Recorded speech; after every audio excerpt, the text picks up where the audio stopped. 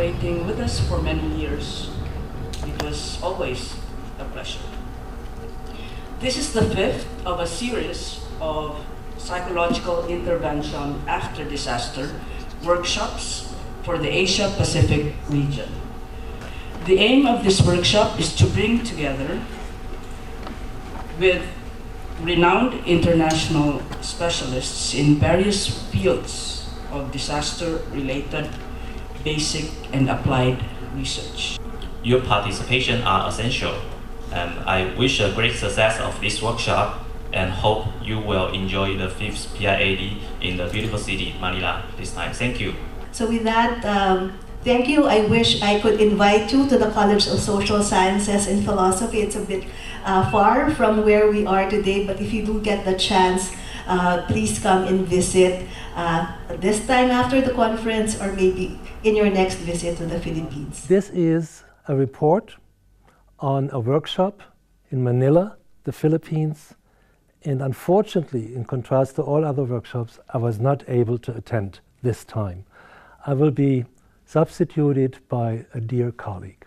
IUPsyS represents more than 1 million psychologists around the world. It is the worldwide membership organization for all the psychological societies around the world, 90 country members and 20 affiliate organizations. And if you go onto the IUPsyS website, you can see the previous workshops. You can see, if you don't know them already, other participants from your country who've been at previous workshops. It is a very important workshop for us, and we would like for the region to be much stronger in future in terms of the knowledge, the know-how, and the science of disaster.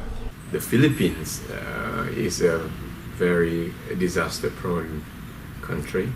As can be seen from the list of participants, we have the largest number of participants to this workshop is actually from the Philippines. In the Asia-Pacific region, 4 billion people live.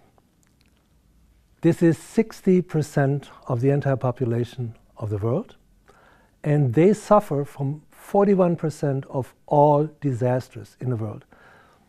This is a tremendous figure given the fact that there are entire regions of the world rarely hampered by disasters. So it is a concentration of disasters.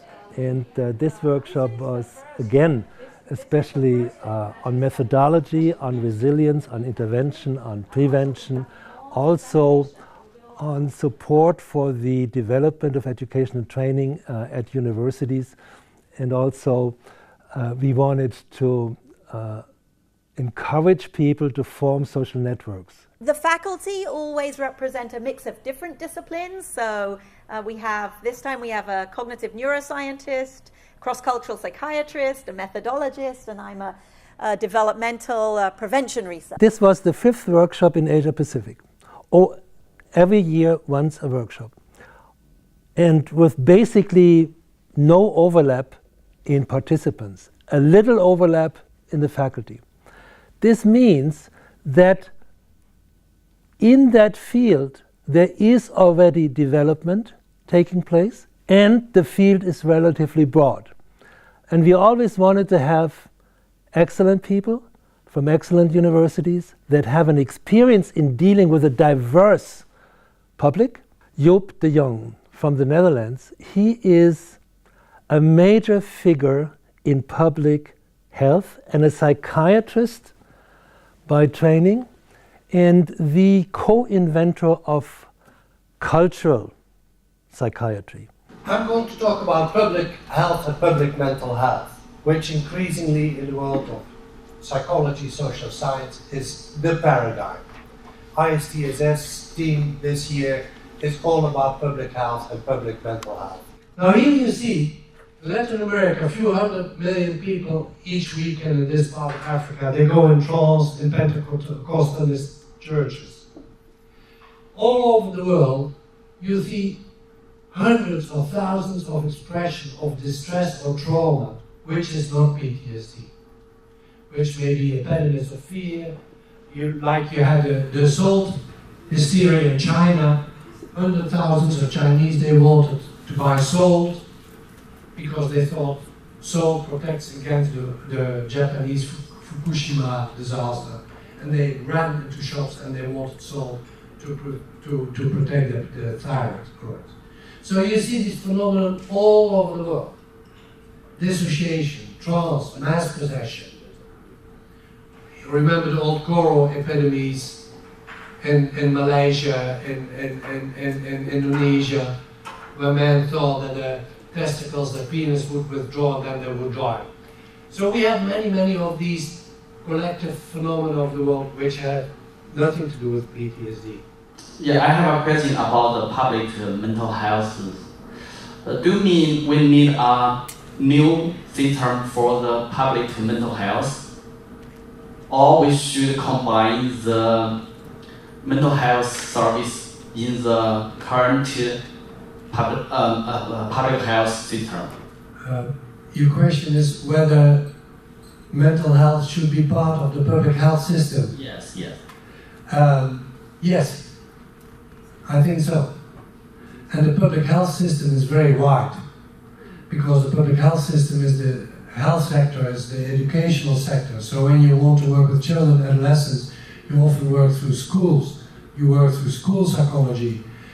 So I think we should be integrated in the overall public health structure, especially when it comes to disasters or conflicts. Klaus Böhnke from the Jacobs University in Bremen in Germany. He is a cross-cultural psychologist and a social methodology specialist. And his basic message is that scientifically dealing with disasters is equivalent to a quasi-experiment. What I'm about to present to you is about research and how to conduct, as I see it, good research about long-term consequences of disasters. This is what happened with the worries. The macro worries in '85 were higher than the micro worries. All the worries dropped to wave 7 in 2006. They were 14 on average here, so they were 35 at this stage. Both things dropped. Now remember what I wanted to show. Namely, among those who had a high appraisal of the danger of nuclear war and who then participated in political activities, peace movement demonstrations, that they would be better off 21 years later. How to handle this zero, because of that zero many differences happens statistically. I don't see this danger so strongly. I typically work with, I give my lowest score in a Likert scale, I give it the score 0. I think you can transform it easily as long as your numbers are equally distanced. It's not a problem. I don't see a big problem there. Of course, in statistical analyses, if you then have divisions and things like that, this of course causes problems, but you can easily then add 1. Yeah, that is what I was. Yeah, go ahead.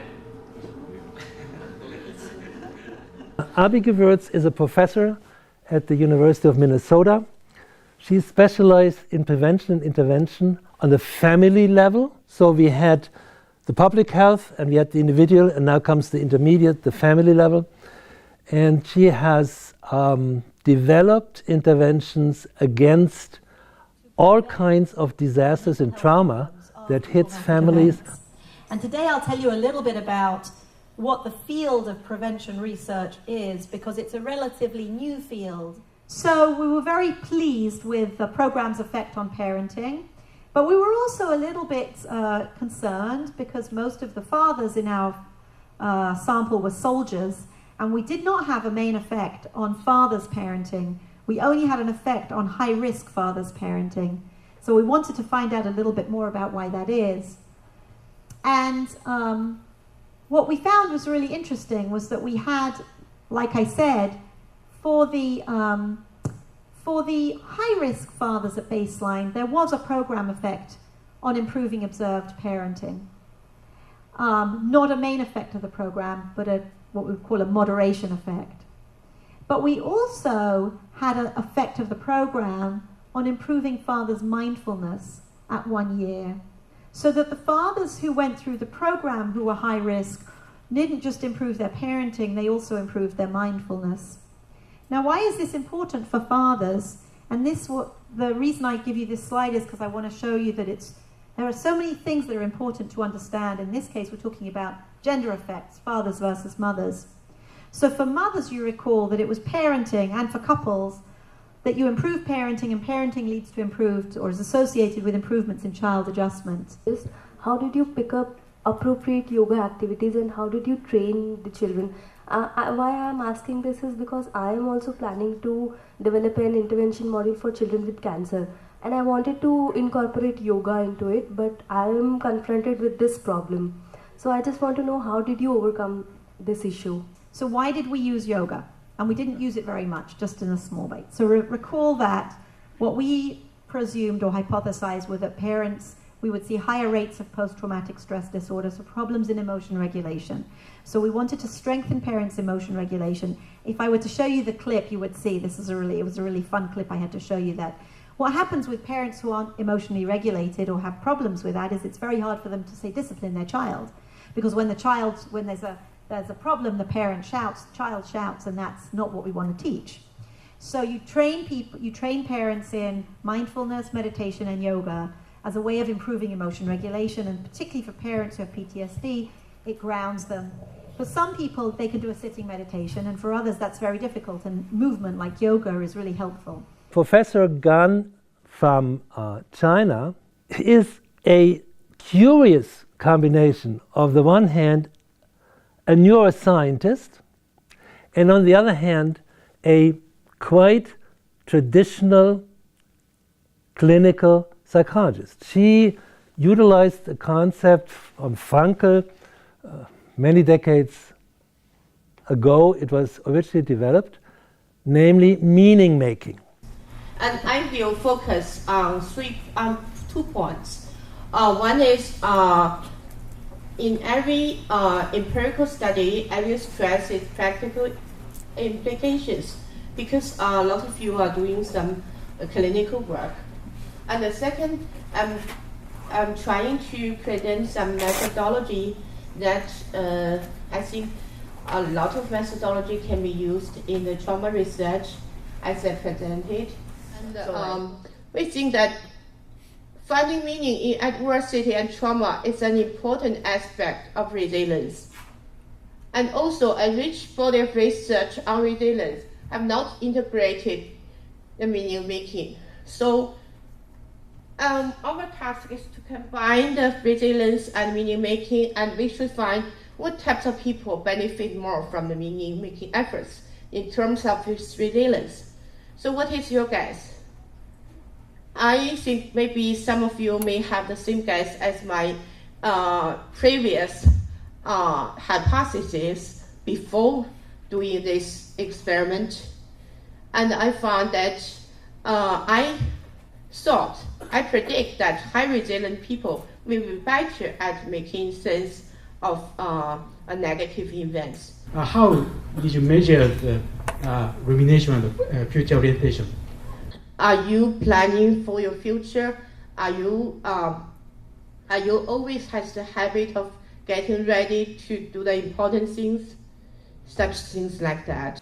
Is Professor Murataki Sugiura from Japan. His university actually is located in a region you all know. This is the Fukushima. He is also a neuroscientist. And what he wanted to learn is become very concrete in showing that individuals differ in their reaction to the same event as depending on a number of factors. The topic of today, power to live. First, I will explain what is power to live, what is it and how was it built. And then I go to a cognitive science approach to this topic. And we investigated the correlation between this factor score and the behavior or experience in the disaster. Yeah, for example, F2 that we labeled now was associated with the successful refugee-related problem solving. The people who have high F2 score solved more problems in the refugee setting. Yeah, it's quite understandable. Of course, there are other associations, and these data in the sheet that I distributed today. Did you consider including the level of intelligence as a covariate, something that you need to control for? Because the tasks would involve some level, would require.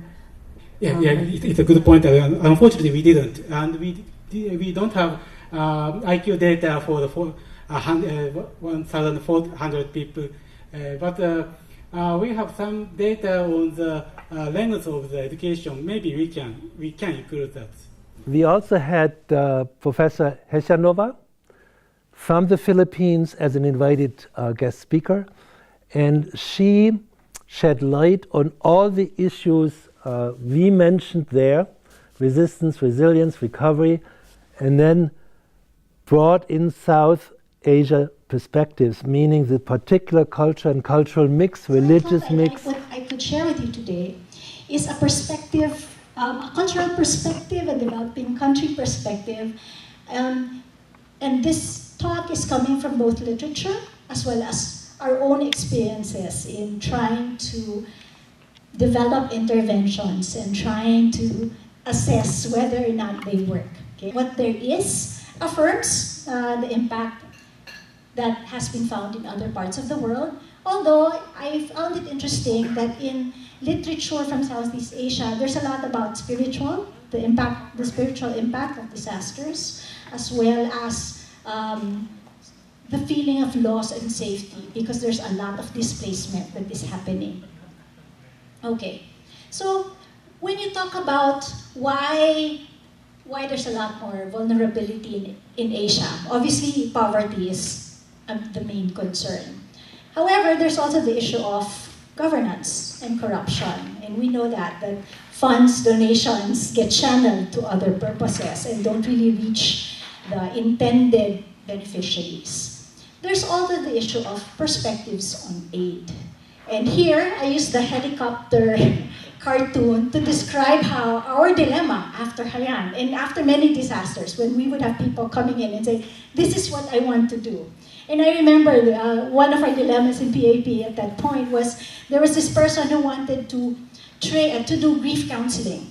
Do you think your lipstick effect is the same as the Western, those in the Western studies? In GAP, they published a famous article that in the Western countries during economic depression, people are more likely to use, females are more likely to use lipstick to attract partners. So is it the same rationale, or are you do it according to that kind of theory? I think that's their basis. The administrators who decided that was their basis for giving lipstick. And not to say that it was not appreciated by anyone. Okay, there probably were people who appreciated Does it work? lipstick. Did you evaluate the No, they didn't. No. Okay. They just gave it out. And of course, what we heard were the grumblings of the teachers who laughed at receiving lipstick when they needed roofs. What they did, they said, we needed a roof, and we got lipstick. How do we get it into an active learning situation? First, after each of the faculty presentations, there is a discussion. And at the end of the discussion, the faculty provides a number of questions that illuminate core issues of the talk.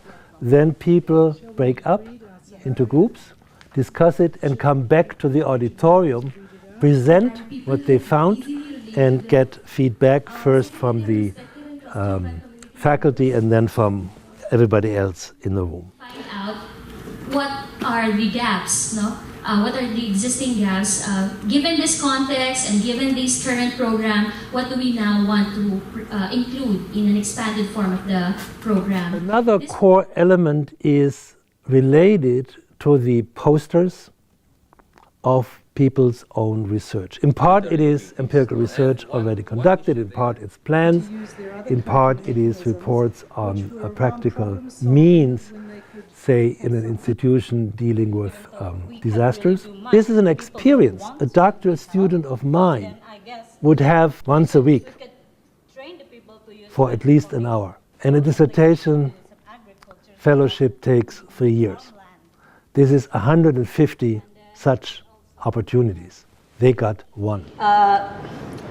Culturally appropriate guidelines, since Indonesia doesn't have any guidelines on how IDP management is.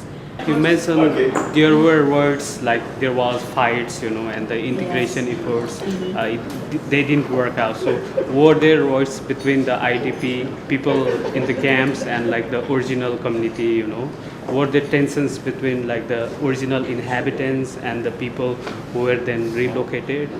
Oh no, there were no conflicts because they were evacuated to a new place because it was once it's a new place. It was a forest, so they cut them down to make it a relocation for people. Yeah.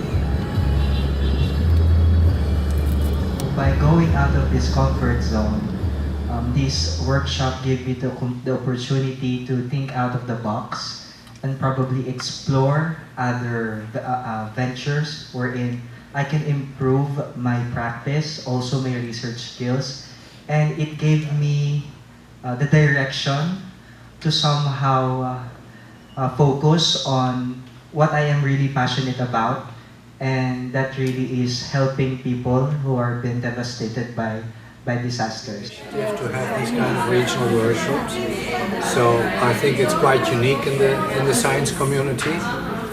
And of course it's a little bit of drops in the ocean, but many little drops still make a little lake.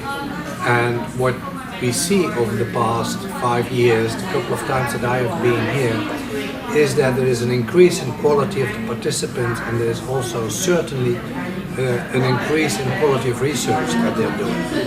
But my takeaway from the workshop is that in as much as we allow science to guide us, our action should always be guided by compassion and respect for the context and realities of the survivors. Thank you.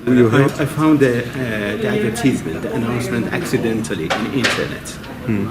I'm a member of LinkedIn, so I saw it there. I want to learn more about how to help the disaster survivor, because there's a lot of disaster happening in my country. As you know, Mount Sinabung has been erupting, and I've helped a few months ago, and I really want to learn how to help them better through this workshop. And then also what I find impressive is that it's not a one-time event. Of course, if there's a disaster, then also psychologists might jump in, but that this is the 5th and there's going to be a 6th event, I heard, next year.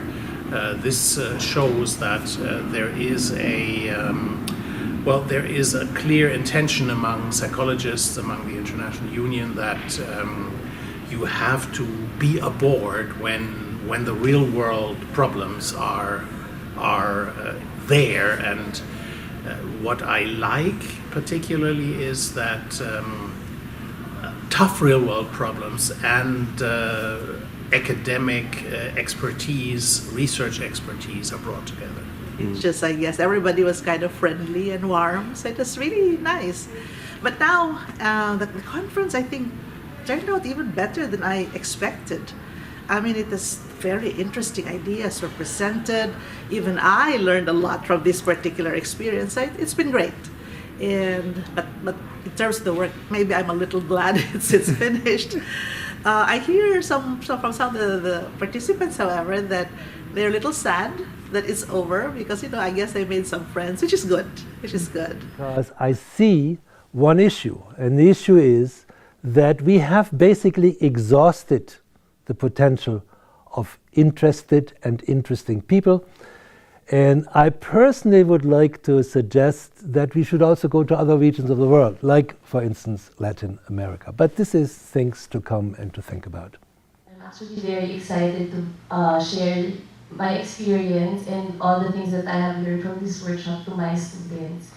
And I agree with Nancy when she said that in the end it's about the people that we're trying to serve. So I'm actually very inspired right now and motivated to do more applied research. Yeah, so thank you.